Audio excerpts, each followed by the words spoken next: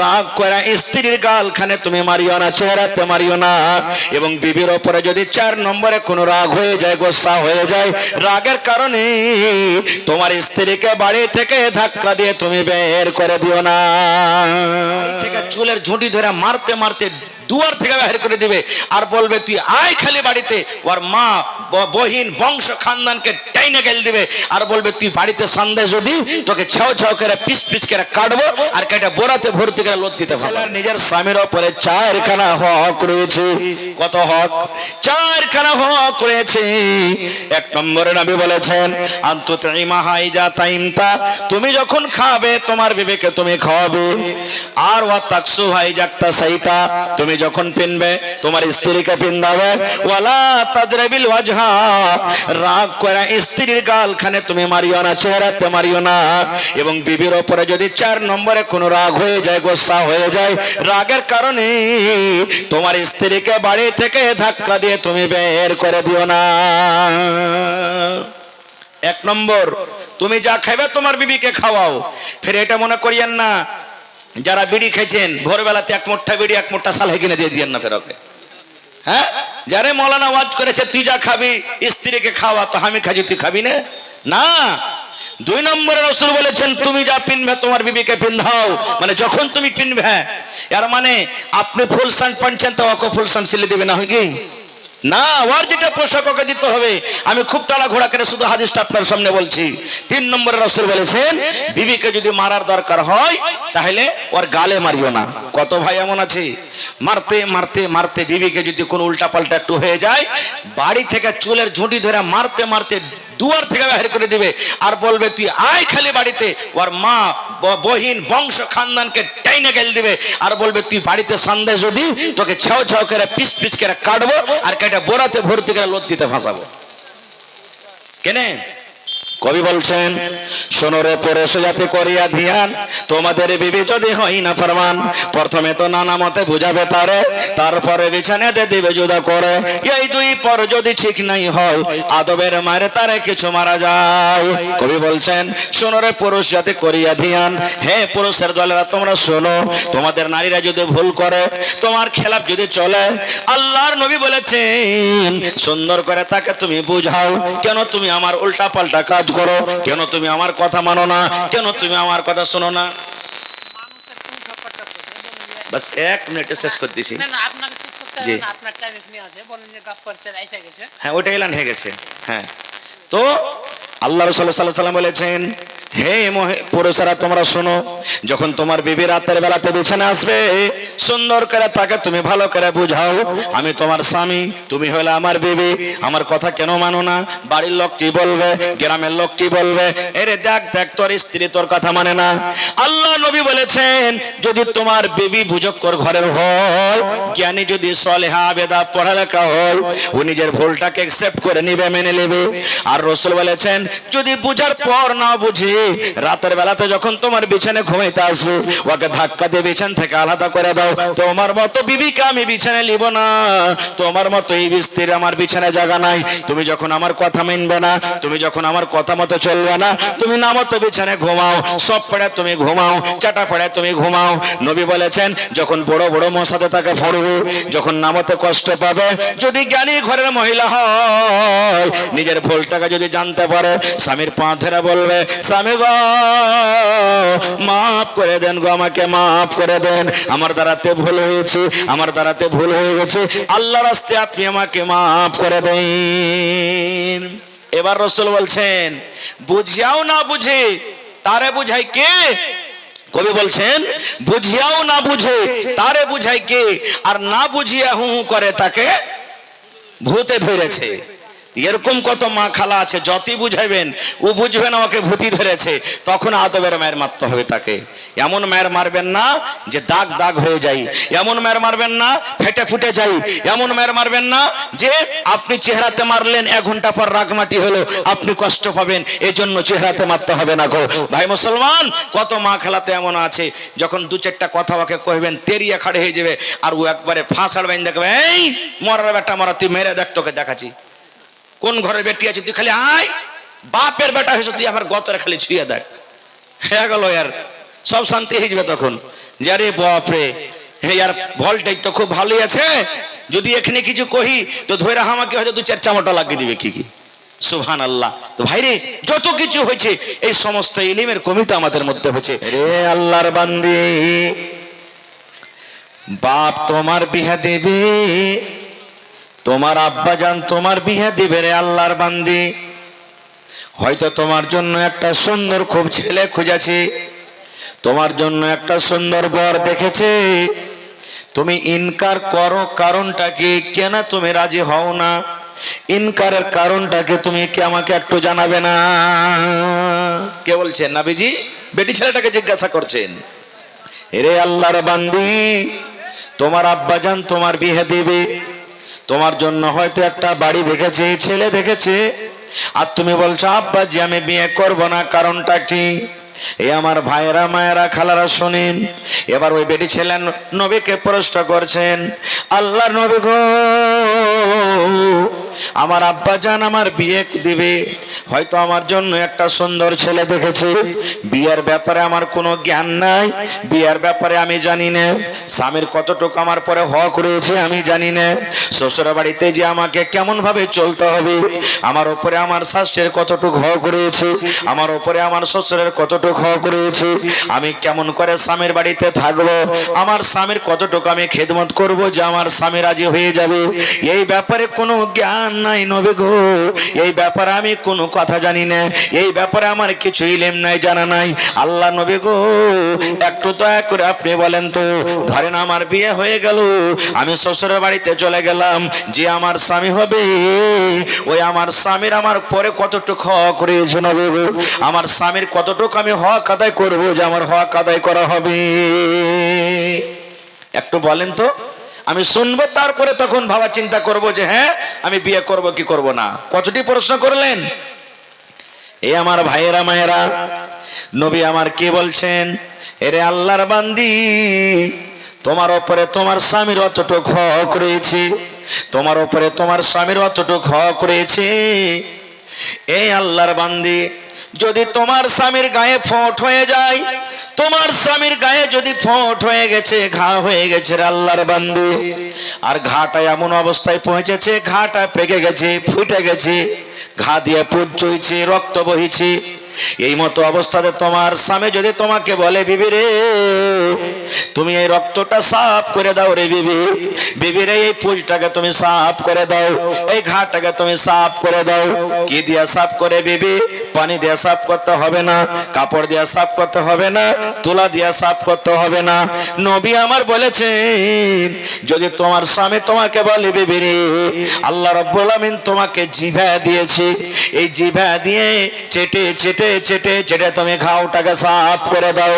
হে আল্লাহর বান্দি, এরকম কথা যদি তোমার স্বামী তোমাকে বলে, তুমি ইনকার করতে পাবে না, ইনকার করতে পাবে না, তোমাকে জিভা দিয়ে চেটে চেটে সাফ করতে হবে।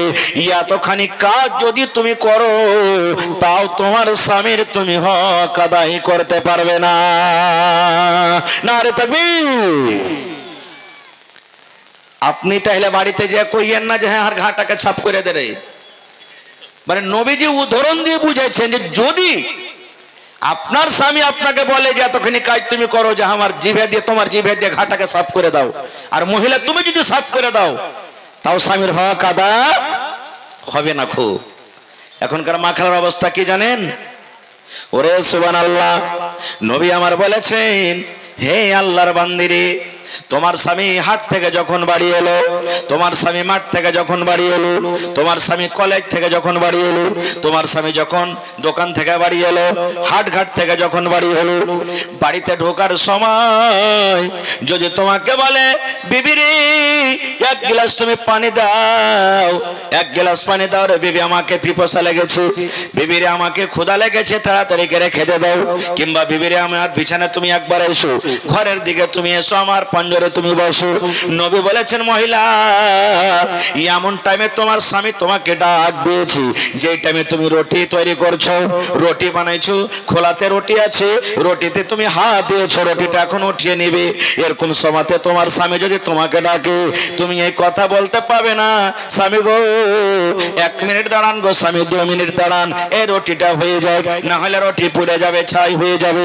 নবী আমার বলেছেন, হে আল্লাহর বান্দি রে, তোমার রুটি জ্বলে যাক, তোমার রুটি পুড়ে যাক, তোমার রুটি ছাই হয়ে যাক, তুমি রুটি ছেড়ে তাড়াতাড়ি করে তোমার স্বামীর পঞ্জরে তুমি চলে যাও। এতখানি তোমার হক রয়েছে তোমার উপরে তোমার স্বামীর। কিন্তু বর্তমান যুগের অবস্থা কি? ইলম না থাকার কারণে যদি কোনো ভাই খালি স্ত্রীটাকে বলে দেয় এরকম কথা, এমন করে ঘুঁচা মেরে টেঁড়া করে কথা বলবে যে ওর 30 সেকেন্ডে চলে যায় 5 কিলোমিটার দূরে। হো তোমা চোদা কাহেকার, 1 গ্লাস পানি গেলা তুমি লিয়া খাইতে পারবে না খো, মিনসা মুখ পোড়া, একটা কাম করেছে তো কত বড় গাছের গোটা ভেঙে দিয়ে এসে লাগছে। হ্যাঁ, সারাদিন ছেলে পিলে আঠানা চেরা লিয়া কাম করছে বাড়িতে, আমার কি খাস্তানা হয় না? আমি কি মানুষ লাই? এই দেখেন শুরু হয়ে গেল। হয়েছে না হয় না ভাই? সুবহানাল্লাহ। কিসের কারণে হয়েছে গেলে? ইলমের কারণে, শিক্ষার কারণে। আজকে আমরা মুসলমান, আমি যে বললাম এখনই, হর ধারে আমরা ইলমে পিছে আছি। আর একটা হাদিস শোনেন, আল্লাহর নবী সাল্লাল্লাহু আলাইহি সাল্লাম একদিন নামাজ পড়ছেন। আল্লাহ রাসূল সাল্লাল্লাহু আলাইহি সাল্লাম একদিন মসজিদে বসে আছেন, আর একটা সাহাবী নামাজ পড়ছেন। সাহাবীটা দেহাতে বাড়ি, ওর আরবি। আরবি কাকে বলা হয়? দেহাতে যারা বসবাস করছেন, যেমন দেহাতে আমরা বসবাস করছি। নবীজি বসে আছেন, ভালো করে শুনবেন। আর ওই সাহাবীটা এসে নামাজ পড়লেন। নামাজ পড়ে আল্লাহ রাসূলের যে মসজিদের এক কোণাতে বসে আছেন, যে নবীকে সালাম দিলেন, আসসালামু আলাইকুম ইয়া রাসূলুল্লাহ। নবীজি সালামের জবাব দিয়ে দিলেন। সালামের জবাব দেওয়ার পর কোনো আর কথা নাই। নবীজি সেই সাহাবীকে এবার কি বলছেন জানেন? ইরজে ফাসাল্লে ফাইন্না কালাম তুসাল্লে, হে আমার সাহাবী রে, তুমি নামাজ পড়ো রে বাবা, তুমি নামাজ পড়নি। ভালো করে শুনবেন হাদিসটা। আপনারা বলেন, ওই সাহাবী নামাজের পরে সালাম দিলেন না নামাজের আগে? কথা বলেন। নামাজ পড়ে সালাম দিলে না নামাজ এখানে পড়েনি আগে সালামটা দিলে? কথা বলেন না জি ভাই? নামাজ পড়ে সালাম দিলে, নবীজি বসে আছেন, আর ও নামাজ পড়লে, নামাজ পড়ে টড়ে তখন নবীকে এসে সালাম দিচ্ছেন। এবার নবী তখন ওকে জবাবে কি দিচ্ছেন? ওয়ালাইকুম সালাম বলে দিলেন। দেওয়ার পর কি বলছেন? ইরজে ফাসাল্লে ফাইন্না কালাম তুসাল্লে, হে আমার সাহাবী রে, তুমি নামাজ পড়ো, তুমি নামাজ পড়নি। এ কথা বললেন না নবীজি? তুমি নামাজ পড়ো, তোমার নামাজ পড়া হয়নি, নামাজ পড়া হয়নি, এ কথা বললেন না? কি বলছেন? তুমি নামাজ পড়ো, তুমি নামাজ পড়নি। নামাজ পড়নি আর নামাজ পড়া হয়নি, পার্থক্য আছে না নেই? যারা বলেন আছে না নেই? এই জামানার যদি মানুষ আমরা হইতাম তো কি বলতাম? মৌলভী সাহেব, তোমার লাগছে তার মার ঘুষকে গেছে লাগছে নাকি? নামাজ পড়ে যে তোমাকে সালাম দেন জি, আর তুমি বলছো যে নামাজ পড়নি, তুমি নামাজ পড়ো। ওরে সুবহানাল্লাহ। একজন আল্লাহর নবীর সাহাবী, নবী যেমনই বললেন নামাজ পড়ো, তুমি নামাজ পড়নি, আবার নামাজ শুরু করে দিয়েছেন। আবার দুবার, দ্বিতীয়বার নামাজ পড়লেন। নামাজ পড়ার পর নবীকে এসে বলছেন, আসসালামু আলাইকুম ইয়া রাসূলুল্লাহ। নবীজি জবাব দিয়ে দিলেন।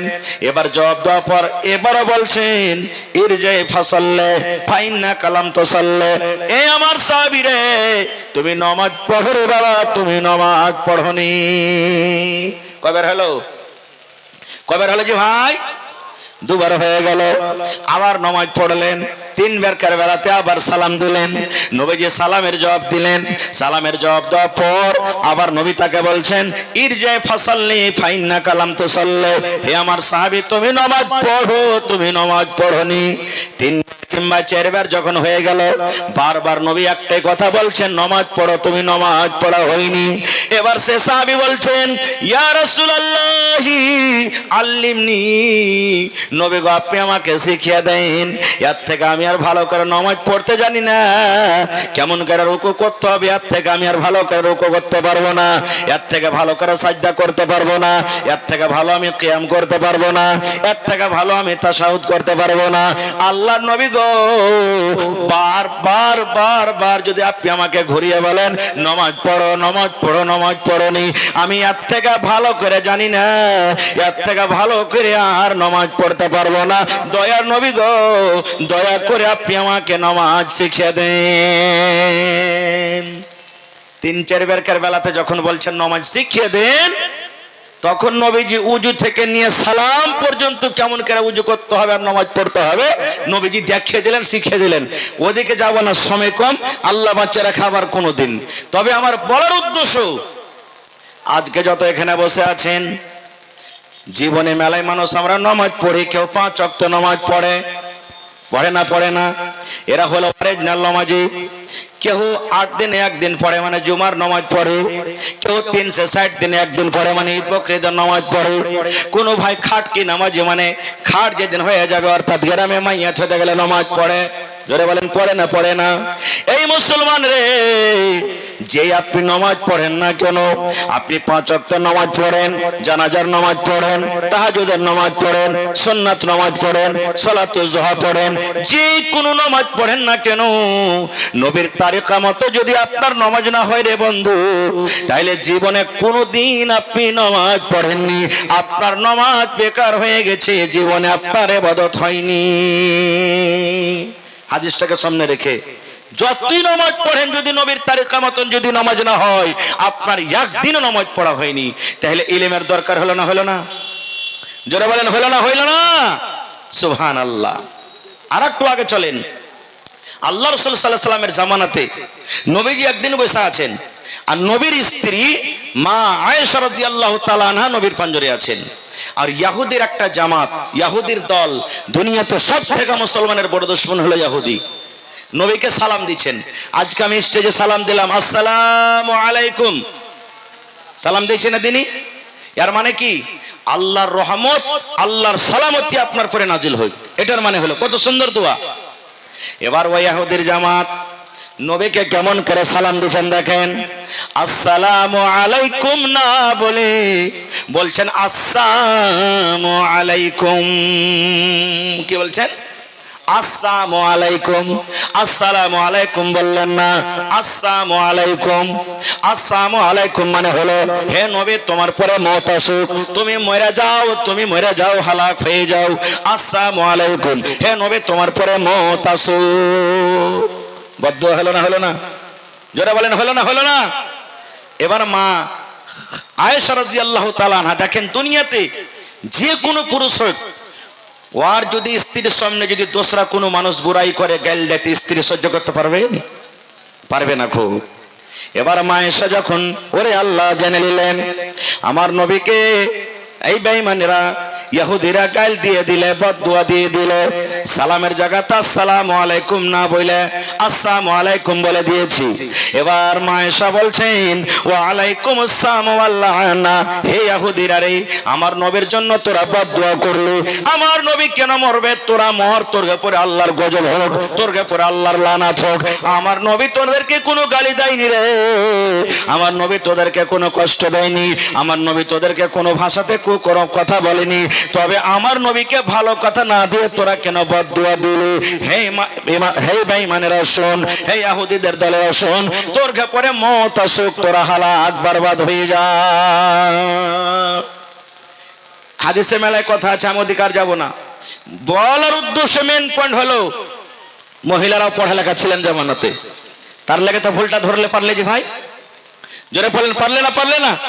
এই টাইমে যদি মা আয়েশা পড়ালেখা না হইতেন, তাহলে যে নবী কিরকম ভাবে ভাষাতে গালি দিয়ে দিলে ভুল ধরতে পারতো? আজকে আপনারা আমরা কোথায় আছি, যে ভাইয়েরা বলেন বেটি ছেলেকে পড়িয়ে লেখে কি করবি? হ্যাঁ, ইয়াকে পড়িয়ে ফের কোন মাস্টার আর ইঞ্জিনিয়ার প্রফেসর করবি? ইয়ারা তো পরের বাড়িতে চলে যাবে, যে ছাই তুলবে, ঘোঁটা কুড়াইবে, ভাত রানবে, রুটি করবে, এই করবে ওই করবে। বেটি ছেলেকে ফের পড়িয়ে লেখে কি করবি? এটা ভুল, এটা ভুল। আর একটা হাদিস আপনাকে সামনে তুলে ধরি। যতটি লোক আমরা এখানে আজকে বসে আছি, আমি যদি প্রশ্ন করে দিই, আরে আল্লাহর বান্দা, বাড়িতে তোমার স্ত্রী আছে, তোমার উপরে তোমার স্ত্রীর কতটুকু হক আছে যে তুমি স্ত্রীর হক আদায় করতে পারবে? বলো তো।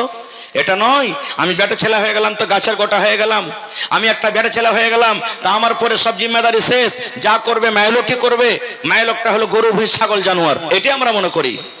না রে বন্ধু না, আল্লাহ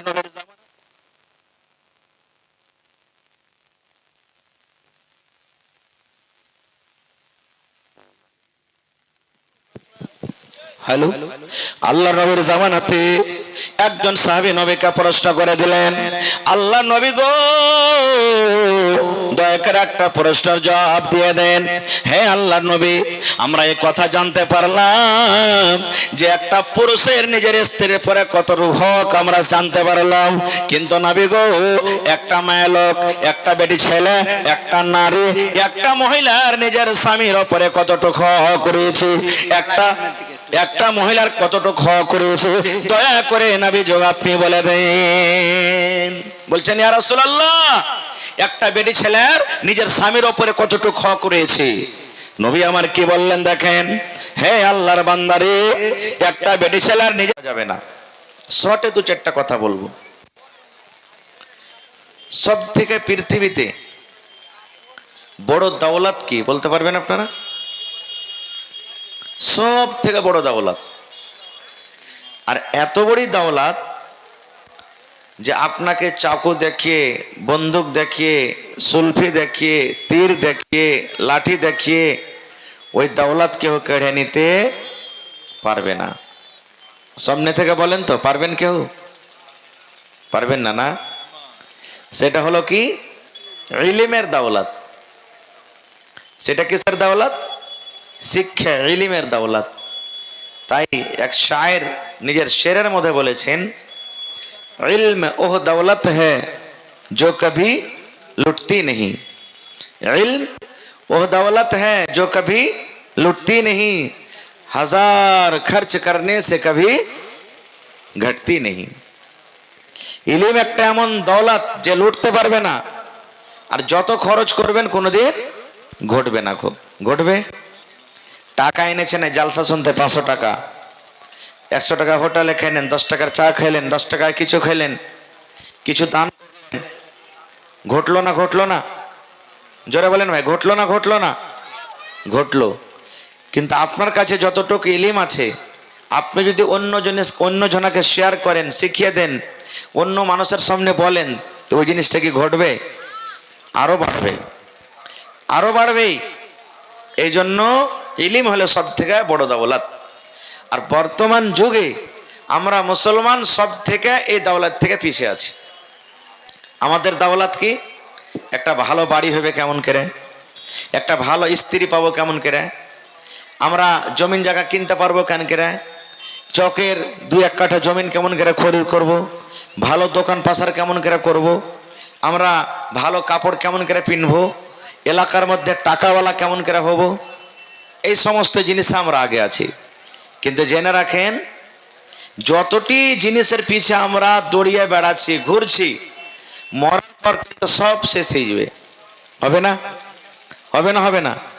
আমার শেখে মহতরাম এলাকার মধ্যে বড় আলিম, সবাই জানছেন নাকি? যখন দুনিয়া থেকে চলে যাবেন তখন ওর নামটা থাকবে না? থাকবে না? খুব বড় মাওলানা ছিল রে, খুব বড় মাওলানা ছিল আমাদের এলাকার।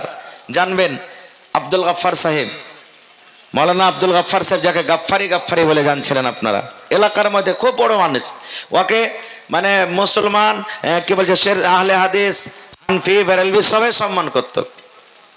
সবাই এত পড়ালেখা ছিলেন, সব জিনিসের ইলম ছিল ওর। কে বলছে রে, রামায়ণের ইলম ছিল তার কাছে, মেলা জিনিসের ইলম ছিল তার কাছে। তো দেখেন এখনো ওর নাম, ওর চর্চা আছে, কিসের কারণে? ইলমের কারণে।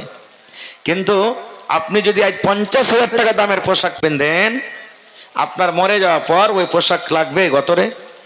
রাখবে ভাই? এলাকার মধ্যে খুব আপনার নাম আছে, অমুক মানুষ এত বড় দৌলতমান দুনিয়াতে বেঁচে থাকা কালে, কিন্তু যেদিন আমি আপনি মরে যাব সেদিন পহেলা নম্বর নামটাই বদলিবে। বদলিবে না? অমুক গ্রামের মাইয়াত হয়ে গেছে সেদিন নাম নেবে না। অমুক গ্রামে জালালউদ্দিন মারা গেছে সেদিন বলবে না, কি বলবে? মাইয়াত হয়ে গেছে অমুক গ্রামের, অমুক গ্রামের মাইয়াত হয়ে গেছে, জানাজার নাম এত টাইমে, যারা ইচ্ছুক তোমরা হাজির হয়ে যাও। তাহলে মরার সাথে সাথে নাম খতম হয়ে গেল, হইলো না? হইলো না? 2 নম্বর পোশাক, কাপড়। সুবহানাল্লাহ।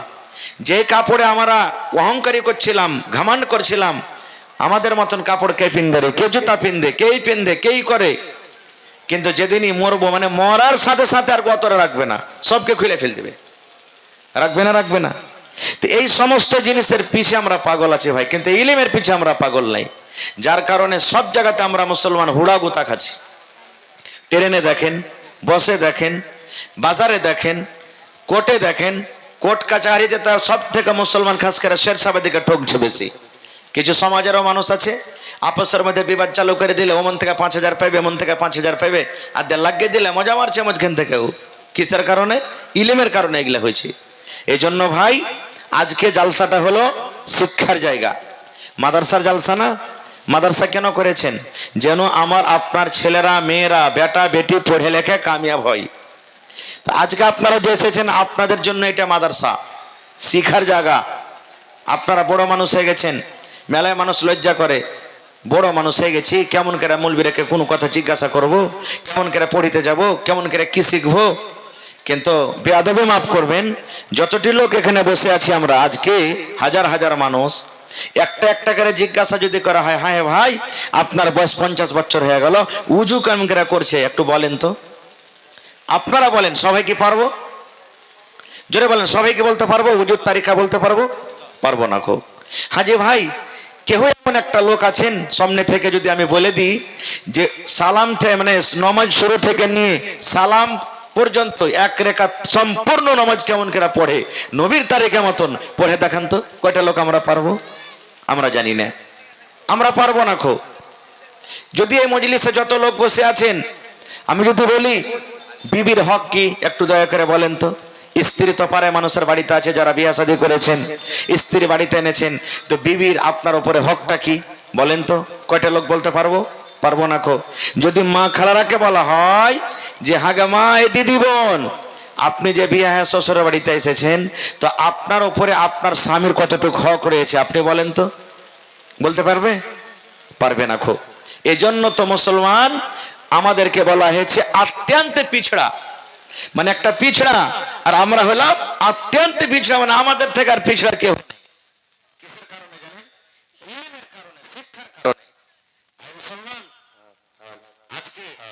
আল্লাহ তাবারাক ওয়া তাআলার কোরআনের জন্য জালসা। আল্লাহ 114 সূরা আমাদেরকে দান করেছেন, 30 পারাত কোরআন। 114 সূরার মধ্যে আল্লাহ তাবারাক ওয়া তাআলা সব থেকে আগে কি সম্পর্কে আমাদেরকে মেসেজ করেছেন, কি সম্পর্কে নবীর প্রতি হয়েছে জানেন? নামাজের ব্যাপারে নয়, রোজার ব্যাপারে নয়, হজের ব্যাপারে নয়, যাকাতের ব্যাপারে নয়, জেনা ব্যভিচার ব্যাপারে নয়, ঘুষের ব্যাপারে নয়। সব থেকে আগে আল্লাহ তাবারাক ওয়া তাআলা যে জিনিসটা, যে তোহফা, যে গিফট নবীকে দিয়েছেন, সেটা হলো কি ইকরা, পড়ো।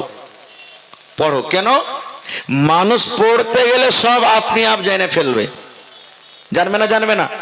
মানুষ যদি পড়ে, পড়িতে পড়িতে জানবেও যে আরে মদ পান করা ঠিক নয়, জেনা ব্যভিচার করা ঠিক নয়, নামাজ কেমন করে পড়িতে হয়, রোজা কখন কিভাবে রাখতে হয়, নবীর তারিকা মতন কিভাবে জীবনটা কাটতে হবে, আল্লাহ কি বলছেন, আল্লাহ রাসূল কি বলছেন, মানুষ নিজে নিজে সব জেনে ফেলবে। আর যদি পড়ালেখায় না থাকে তো জানতে পারবে যে ভাই, মেলায় মানুষ আছে একটা কেওয়ালা খাতিয়ান গাল্লা দেখবেন আপনাকে পড়াইতে যাবে, আপনি যদি বলেন যে আরে ভাই তুই কেন আমাকে পড়াইতে আসছিস, তুই পড়িতে পারবি না, কি বলবেন জানেন? চোখ থেকে অন্ধ রে ভাই, চোখ থেকে অন্ধ বলে, কি বলে না? চোখ থেকে অন্ধ, মানে চোখ তো আছে কিন্তু চোখে দেখার এই ক্ষমতা নাই, এই চোখে দেখার ক্ষমতা নাই। কত আফসোসের কথা হয়েছে, কত আফসোসের কথা হয়েছে।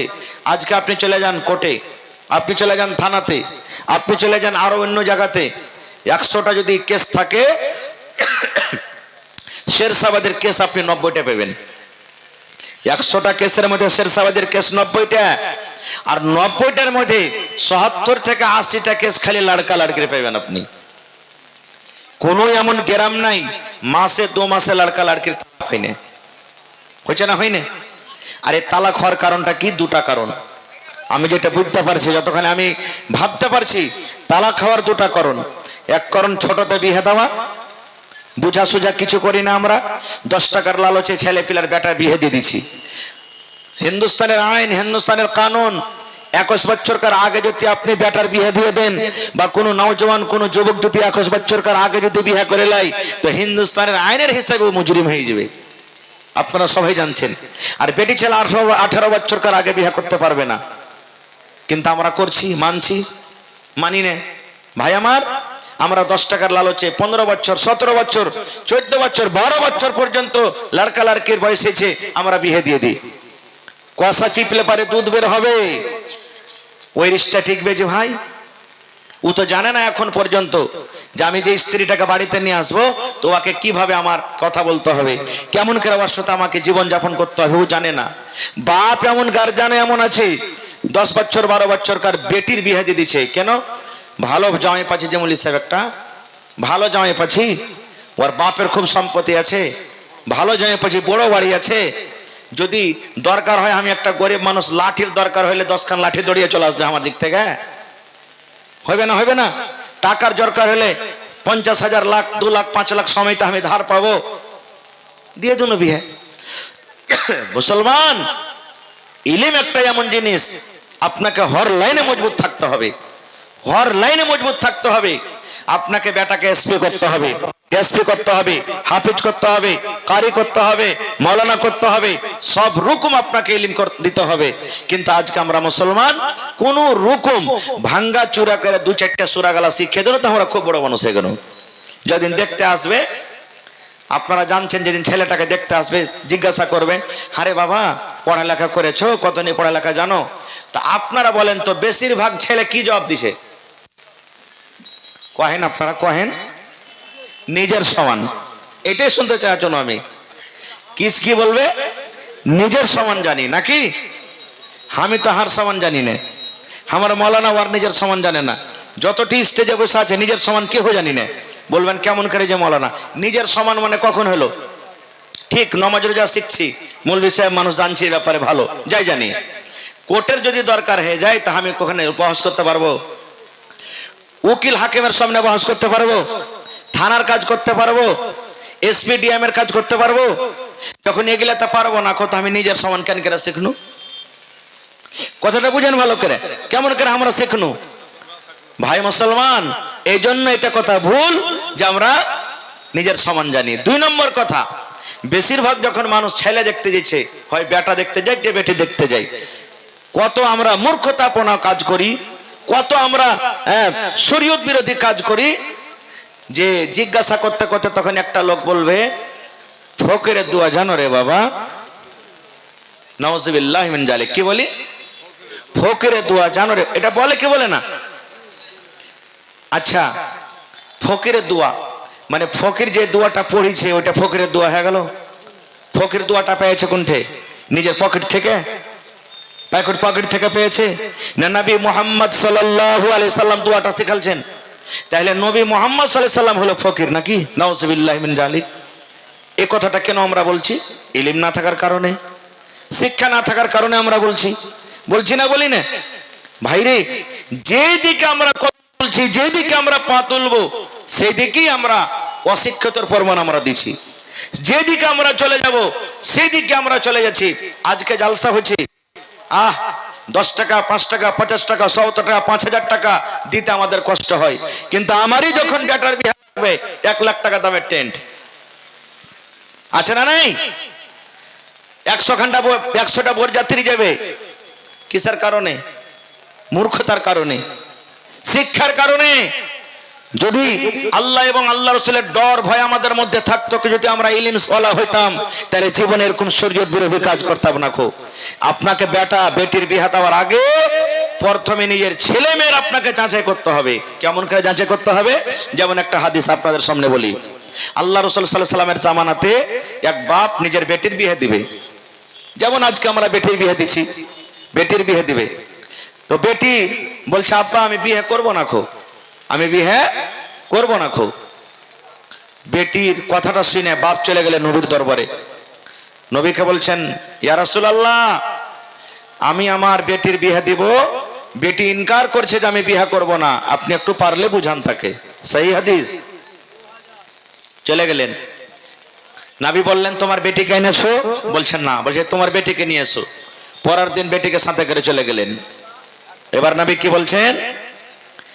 একটা হেফজুল কোরআন মাদ্রাসা, যেখানে দিন আর দুনিয়া দুটাই তালিম হয়, যেখানে দিন আর দুনিয়ার তালিম হয়, যেখানে আপনি বাচ্চাকে ছেড়ে দিয়েছেন, আপনার বাচ্চাকে ওখানে একটা সুন্দর মানুষ তৈরি করা হয়, যেখানে রূহকে খাবার দেওয়া হয়, এরকম ইলিমের জায়গাতে আপনি তাকে ফেলেছেন। ভাইরে, ওই মাদ্রাসাতে পড়াইতে গেলে মাদ্রাসাতে সরকারি কোনো সহযোগিতা আসে না, সরকারি কোনো কি বলছে রে মদত আসে না। মাদ্রাসার সরকার হলেন আপনারা।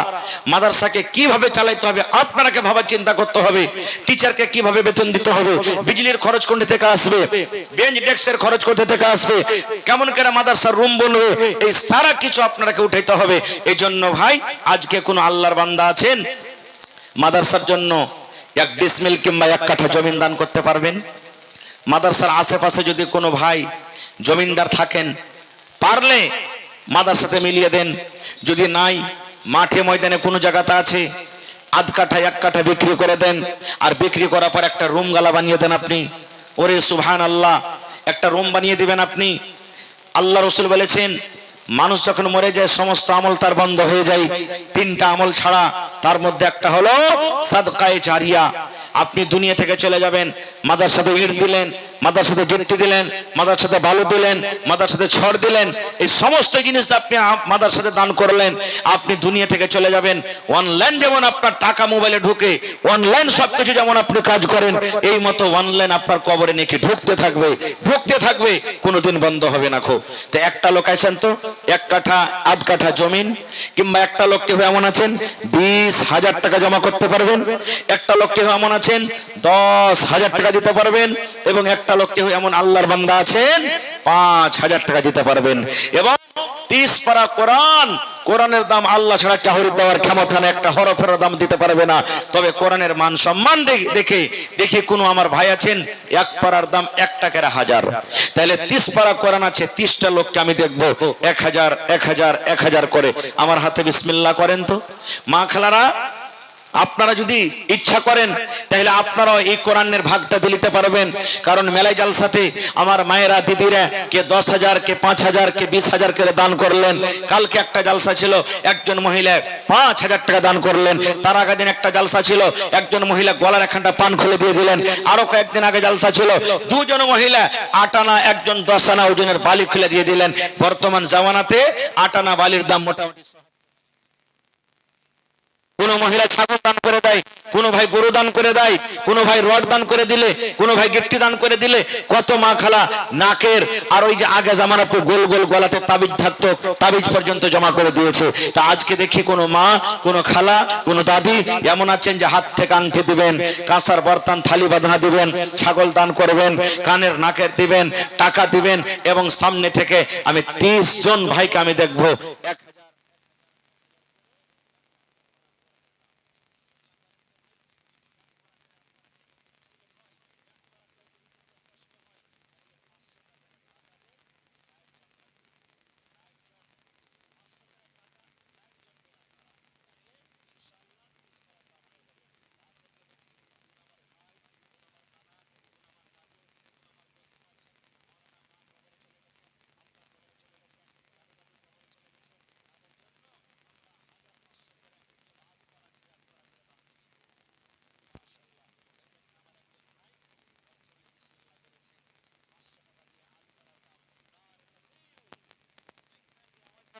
বলা হরেন জি আজিনুর খাতুন।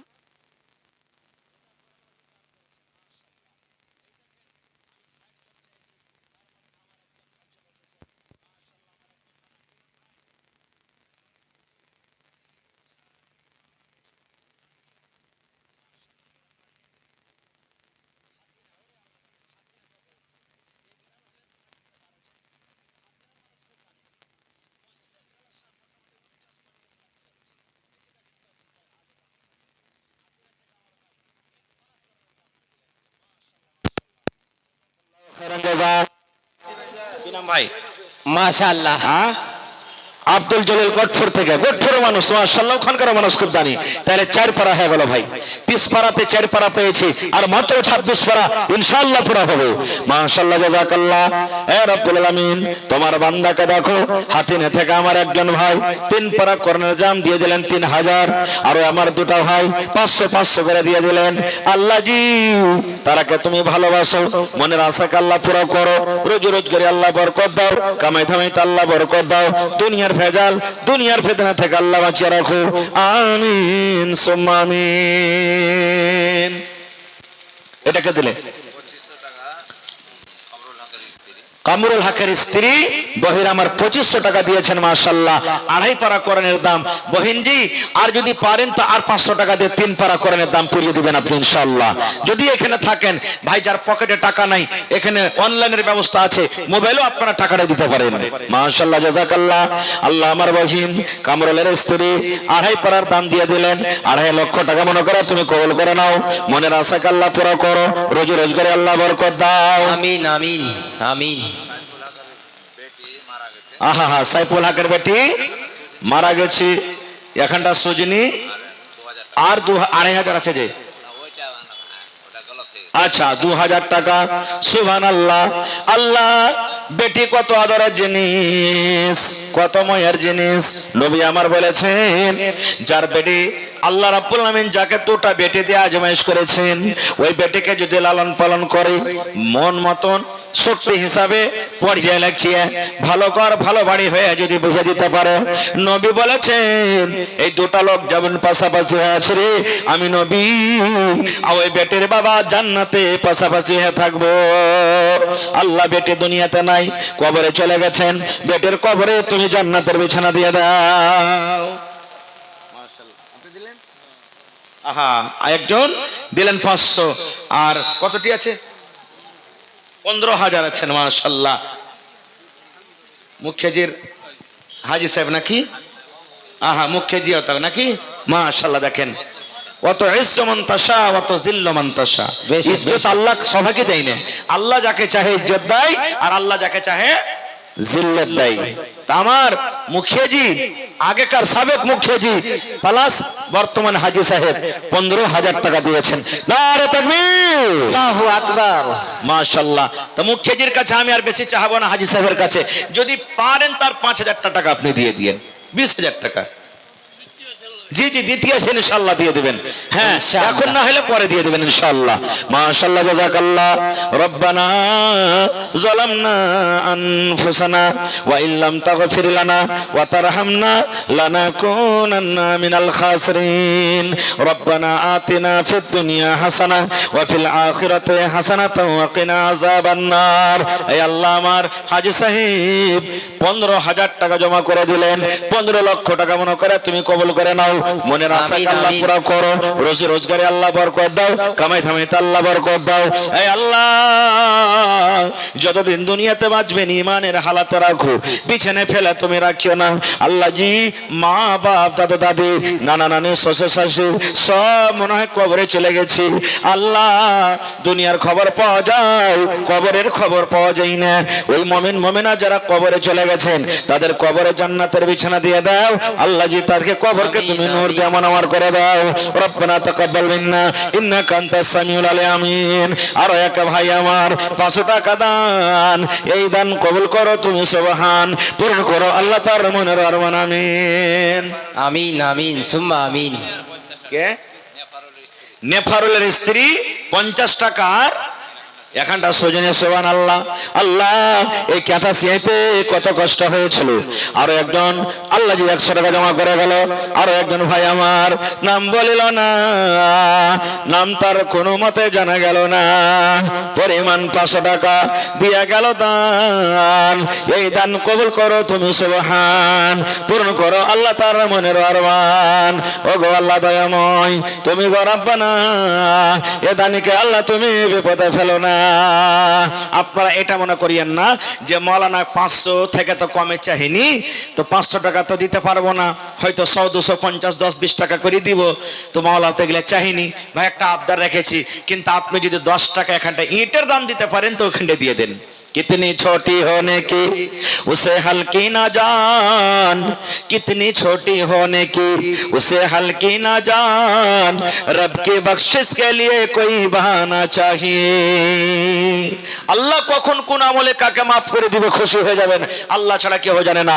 এই লাগা ভাই আমার শেখ আব্দুল গফফার সাহেবকে আপনারা শুনতে চাইছেন, এই জন্য আপনারা 10 থেকে 15 মিনিটের মধ্যে 10, 20, 100, 200 যার পকেটে যেটা আছে দিয়েছেন তাও, না দিয়েছেন তাও, মোহাব্বত ভালোবাসা দেখে একটু স্টেজ আপনারা হাজির করে দেন। আর একবার সামনে চাদর ঘুরিয়ে দেন আমার ভাইয়েরকে, চাদর দিয়ে দেন একটা সুন্দর করে, চাদরে চাদরে আমার ভাই দিবে। কত ভাই হয়তো আসতে কষ্ট, আর মা খেলাকে পেন্ডালে তাও চাদর দিয়ে দেন। মাশাআল্লাহ, আল্লাহ একজন আমার ভাই 100 টাকা, আরো একজন ভাই আমার 100 টাকা দিয়ে গেল। আল্লাহ তারকে দানকে তুমি কবুল করে নাও, মনের আশাকে আল্লাহ পুরো করো। আরো এক ছোট ভাই 50 টাকা দান, এই দান কবুল করো তুমি সুবহান, পূরণ করো আল্লাহ তার মনের আরমান। ও গো আল্লাহ দয়াময়, তুমি গো রব্বানা মাফ করে দাও আল্লাহ জীবনের গুনাহ। মাশাআল্লাহ, ওই দেখেন আসতে শুরু হয়ে গেছে। একজন ভাই আমার 50 টাকা, মাশাআল্লাহ, আরো একজন ভাই আমার 50 টাকা দিয়ে গেল। আল্লাহ তারকে দানকে তুমি কবুল করে নাও। আসেন, লাইন লেগে যান ভাই, চট চট চট চট করে আসেন। হয়নি, হবে না, হতে পারে না আমার নবীর সাথে কারো তুলনা। মাশাআল্লাহ, আমার জনাব নেফারুল সামেতি সাহেব রাতনি 12,500 টাকা, তা আর 2,500 হলে যে 15,000 টাকা হয়তো চলে গেছে নাকি? আহা। তারপরে ডাক্তার মাহবুব আলম বিন আব্দুর রহমান রাত্রি 11,000 টাকা, মাশাআল্লাহ। তারপরে জনাব আনোয়ারুল হক বিন তাহির হোসেন রাত্রি 7,100 টাকা। তারপরে আশিক বিন মনসুর আলম রোনিয়া থেকে 9,000 টাকা। আশরাফ মিস্ত্রি 5100 টাকা। জনাব আকবর মিস্ত্রি ঘোড়া ও গেঠোরা 5,000 টাকা। জনাব মিজানুল হক খাসিন মাদ্রাসা হাজা 6100 টাকা। আনোয়ারুল হক বিন মতিউর রহমান রত্নি 5,000 টাকা। জনাব মুজাহিদ আলম বিন মোহসিন রত্নি 500 টাকা। টোটালে 61,300 টাকা। নারে তাকবীর, আল্লাহু আকবার, জাযাকাল্লাহ, হায়াকাল্লাহ, বারাকাল্লাহ। ও রব্বুল আলামিন, তোমার বান্দারাকে দেখো, তোমার কোরআনের জন্য মন খোলা খোলা দান করেছেন। আল্লাহ জি, তুমি কোরআনে বলেছো ইন্নাহু আলিমুম বিযাতিস সুদূর, মানুষের অন্তরের কথা, সিনার কথা তুমি জানো। যে নিয়তে আমার ভাইরা নানারা দাদরা দান করে গেল, আল্লাহ তারকে দানকে তুমি কবুল করে নাও, মনের আশাকে আল্লাহ পুরো করো। আত্মীয় স্বজন যারা কবরে চলে গেছেন তারকে কবরে তুমি জান্নাতের বিছানা দিয়ে দাও। মাশাআল্লাহ, একজন ভাই আমার 200, একজন নানা আমার 500, আরো একজন নানা আমার 500, আরো একজন 100 টাকা, আরো একজন 100 টাকা। মাশাআল্লাহ, আরো একজন ভাই আমার 500 টাকা দিয়ে গেল। 5,000 টাকা মনে করে তুমি কবুল করে নাও। আরো একটা ছোট ভাই 20 টাকা দিয়ে গেল। মাশাআল্লাহ, আরো একটা ভাই আমার আল্লাহ জি 100 টাকা জমা করে গেল। আরো একটা ছোট ভাই পড়ালেখার জন্য